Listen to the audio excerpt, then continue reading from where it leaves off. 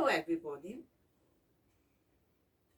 Hello, friends from afar and near, and welcome to our weekly vlog, which today is on the subject of happiness. And just like with the vlog I did the week before on memory, it is most likely a subject matter to which I would like to return at a later point, because happiness is quite a vast area. Obviously, you might even hear it in the background, it's raining. And if it's raining that much, that doesn't make me happy.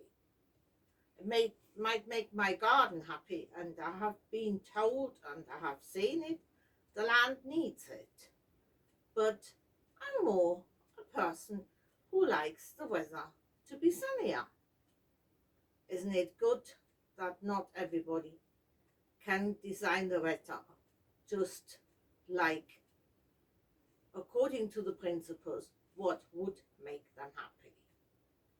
Now, happy, contented, balanced, they're not exactly the same, but they're pointing into the same direction as a person who for the time being feels at ease and feels at one with the world, which is a state. Let's be honest about that one. As human beings, A, find difficult to achieve, and B, we can't keep it for permanent. That is something, I think, which is part of the human condition. And I'm not a good enough zoologist,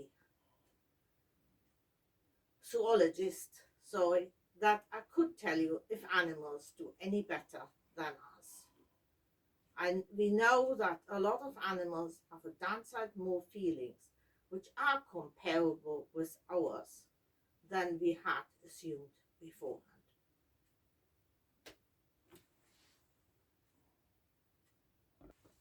I've come across a quite sweet little story about a neighbor called Tom.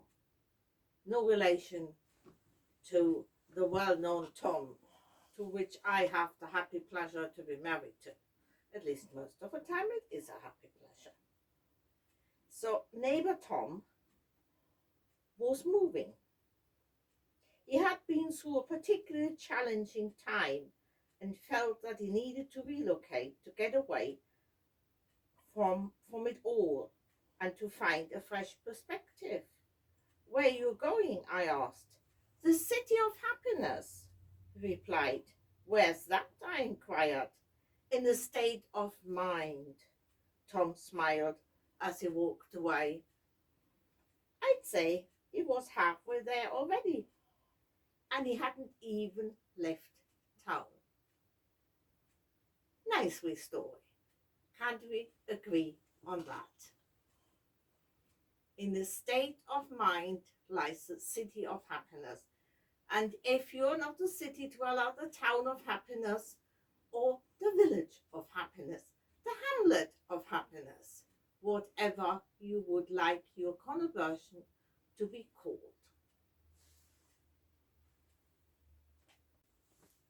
Now, for a lot of people, their garden is a source of happiness. Maybe not when their flowers get green fly on them, or the roses get mildew, or something else. But all in all, a lot of people of this nation and many other nations would say that their garden is something which makes them happy, or flowers make people happy. This is a quote by Ron Atchison. Did you know when you walk past a flower, whether it be in somebody's garden or on a vacant hillside, the flower will always smile at you? I don't know if I had ever looked at flowers like that, but I will do from now on. And it reminds me also of a quote by Helen Keller.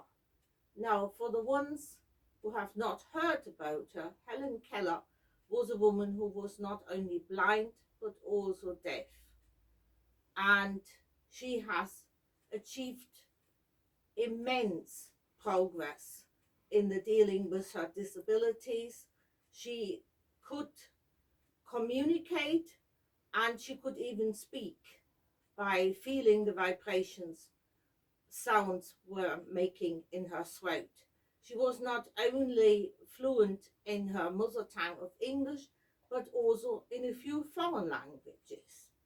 But not that much about Helen Keller's biography, despite the fact she would be a nice subject about happiness, because there is somebody who has achieved happiness against all the odds. But she used to say about sunflowers, one thing we should never forget, they always turn towards the sun. So, more turning towards the sun required from us to achieve the state of happiness. This is something I would like you to ponder about. And there is another short quote by Jane Porter, who I have been told, it's nice if in a collection of quotes, if they tell you at least where to put the person. She was an 18th century Scottish novelist. Happiness, Jane Porter writes, is a sunbeam which may pass through 1,000 bosoms without losing a particle of its original ray. And that's written way before the discoveries of Röntgen. Might not be so absolutely the best metaphor, passing through 1,000 bosoms. I would have liked through 1,000 hearts better, but never mind. We shouldn't be too critical. Just let's be happy that people have said something relevant about the subject, and happiness is central, because even if we can't keep happiness for a long period of time, there is hardly a human being who does not deep down wants to be happy. And the next thought is just one sentence, and it's called All People Smile in the Same Language. Do they? That is, I would just think, a nice thing for you to reflect about. Now, very often we are suggested, or it is suggested to us, I should say in better English, that if we acquired a certain good, it would make us happy. And it very rarely works out that way. So here is a story about somebody who actually reflects on those disappointments you have when you think just acquiring something is the key to lasting happiness, if not everlasting one. Georgina was looking at a snapshot of herself taken as a teenager some decades ago. I saved up for weeks to buy that dress, she remembered. I felt sure that if only I could have this dress, I'd be happy forever and ever. She laughed. It didn't work, of course. But that's the sort of thing that you only learn as you go along. Nowadays, I'm wiser. I've come to see that even though nothing can guarantee permanent joy, I can still go through the day looking out for it. And Margaret Lee Van Beck said, happiness is not a station you arrive at, but a manner of traveling. So have a good journey. And this might be something where I almost leave you,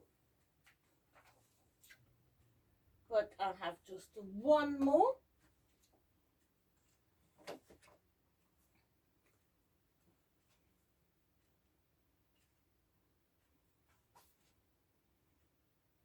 This life is yours. Take the power to choose what you want to do and do it well. Take the power to love what you want in life and love it honestly. Take the power to walk in the forest and be a part of nature. Take the power to control your own life. No one else can do it for you. Take the power to make your life happy. Words by Susan Pollis Schutz. So, all you people on the quest for happiness, let me know how you progress in it. Let me know when you seem to think that you're failing as well, because nothing is guaranteed but the chance of every fresh day.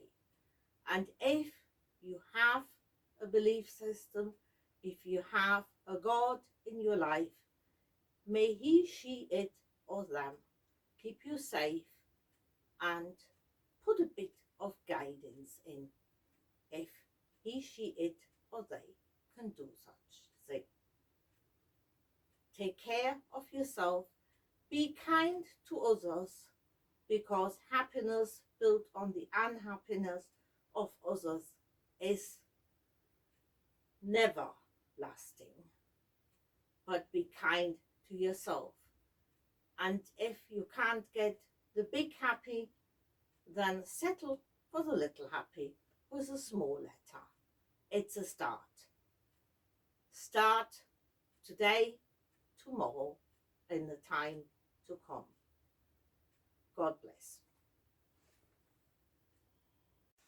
What makes a lot of people, including myself, happy is those lazy days we occasionally think we can afford.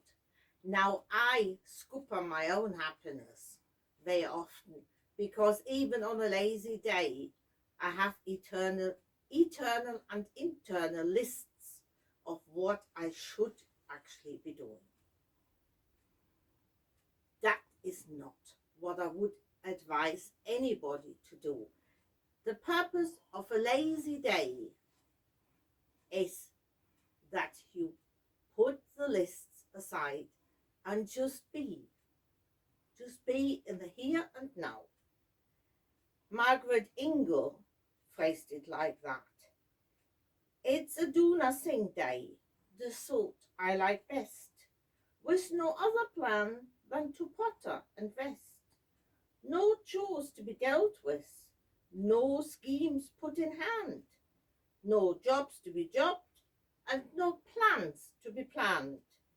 So cheerful and tranquil, I'll sit and I'll dream. Let time trickle by like a sun-dappled stream. Tomorrow I'll work just as hard as can be, but till it arrives, well, today is for me.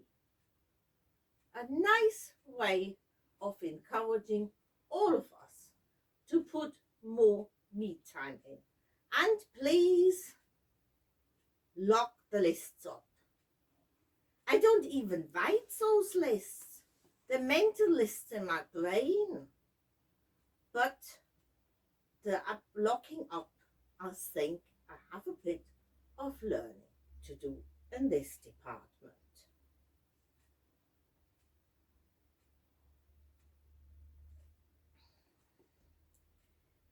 And we move on to another little story.